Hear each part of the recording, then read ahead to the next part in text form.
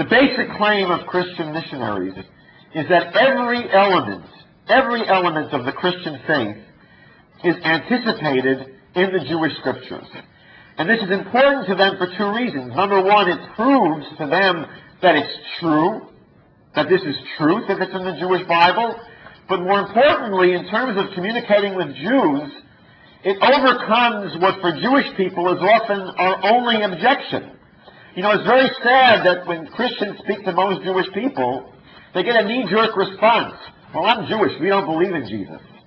Oh, why not? Because we don't.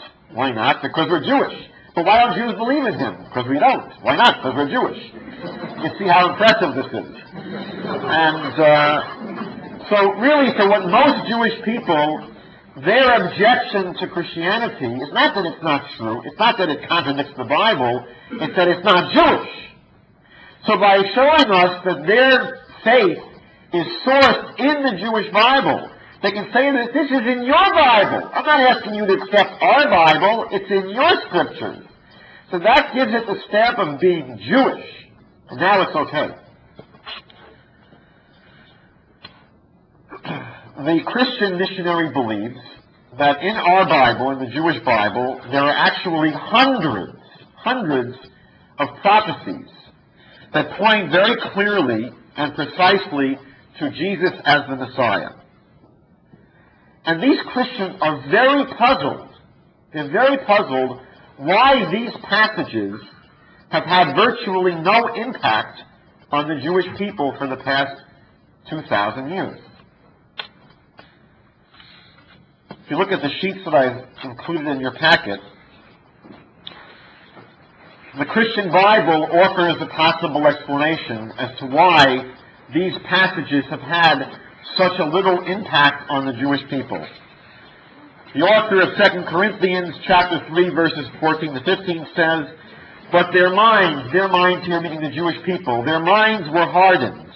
For until this very day, at the reading of the Old Covenant, the same veil, that was the veil that Moses had when he came down from Mount Sinai, the same veil remains unlifted. And to this day, whenever Moses is read, the Bible of Moses, a veil lies over their hearts." The Christian Bible suggests that the Jewish people have been blinded by the devil, that we have scales that cover our eyes. I've had many Christians pray over me, "Lord, please remove those scales from Michael's eyes, so he'll be able to see the truth." How else can you explain why the Jewish people do not see all of these hundreds of prophecies?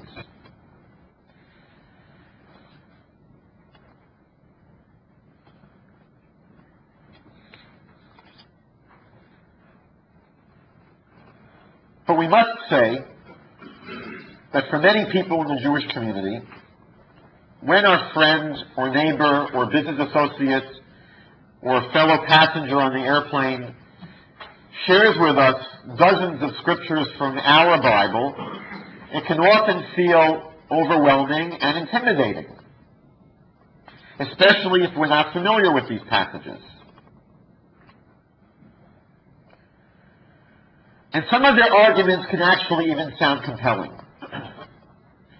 King Solomon wrote in the book of Proverbs, it's your second source, "The first one to present his case seems right." Oftentimes, when someone is able to give you their brief for what they believe, it can sound very compelling. It's one of the reasons why so many Jewish university students today are often intimidated by Palestinian apologists, because we don't know our own history that well. And so the case for the other side can often seem very compelling and intimidating. But Solomon goes on to say, until the other person comes to question him, meaning until the other attorney comes to cross-examine. That's going to be part of what we hope to accomplish tonight. Next week I'll be going to a Christian seminary in Toronto called the Tyndale Bible School, Tyndale University. It's one of the most prestigious evangelical universities in Canada, and I've been going there for the past 8 years. They have a world religions class, And as one of the religions they study, Judaism, they like to bring in someone from the Jewish community to address the students. And every year the professor, who I've become quite friendly with, asks me to speak for maybe 15 or 20 minutes about Judaism. And then he likes to have about an hour where the students can grill me. And it's actually quite enjoyable. But what's interesting is that every year the first question is always exactly the same. Rabbi, who do you think Jesus was, and why don't Jews believe in him? It's a fair question. So I tell them that, listen, it's not really meaningful to discuss whether or not Jesus was the Messiah unless we begin that discussion with a clear and precise definition of what the Messiah is. Unless you have a template that defines what the Messiah is, it's meaningless to discuss whether anyone is or isn't. And these are students of the Bible, and it's very easy for me to go through this with them quickly. What I basically share with them is that the Bible never has the word the Messiah. You're not going to find it anywhere.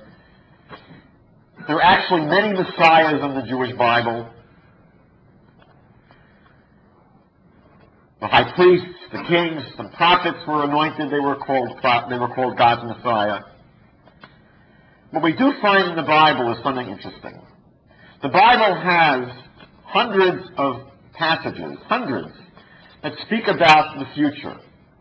And there's one common theme to all of these passages. They speak about a redeemed utopian world.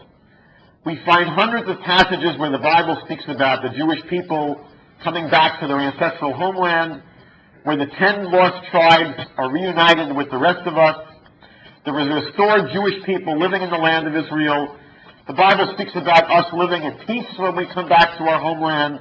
The Jewish people all embracing our own religion, following God, rebuilding our temple. This is not just an isolated verse here or there. We're talking about hundreds of passages which speak over and over again throughout the books of the Bible about this utopian world, and where the Jewish people will be embraced by the rest of the world as spiritual teachers. The prophet Zechariah says that 10 people from every nation of the world will grab onto the clothing of a Jew and say, we want to follow you, we've heard God is with you. And ultimately, the entire world becoming a place of peace, all the weapons of war being destroyed, the entire world turning to God. We have an incredible picture that's developed in the Bible over and over and over and over again, hundreds of passages about this utopian world, a world of universal peace and universal knowledge of God. Not one mention of any special guy, any special person. Just a picture of a changed world. But if you look more carefully, you'll find about a dozen passages that speak about a unique individual, a descendant of King David, who will rule Israel as the king of Israel at the time when this universal redemption takes place. And because this will be a king, he will be a Messiah. And because it's the ultimate future Messiah that comes at the end of history, we refer to this particular Messiah as the Messiah. What's important to understand is that every Christian on the planet agrees with us. They say, yes, all of those 12 passages are talking about the Messiah. Isaiah chapter 11 and Jeremiah chapter 23. There are these very clear passages that speak about this descendant of David who will be the king at the time when the world is a utopia. Every Christian agrees. Those are messianic prophecies. And this class at Tyndale College said, yeah, you're right. It's true. I say, well, it's very clear that Jesus and no one else has fulfilled any of these prophecies. And that's why we don't believe that Jesus was the Messiah. It's pretty simple. And the Christian response has historically been, as Arnold Schwarzenegger would say, I'll be back. And, right, we say that necessity is the mother of invention. Because, of course, the idea of the second coming of Jesus is an admission that he didn't fulfill any of the prophecies. He's got to come back to do it. The idea of the second coming could easily be advanced for any failed Messiah. I could say my great-grandfather was the Messiah. And you say, really, what did he do? Maybe he was killed in a pogrom somewhere in Europe, Yes, but he'll be back. And so it's very easy to talk about someone coming back. But what did they do the first time?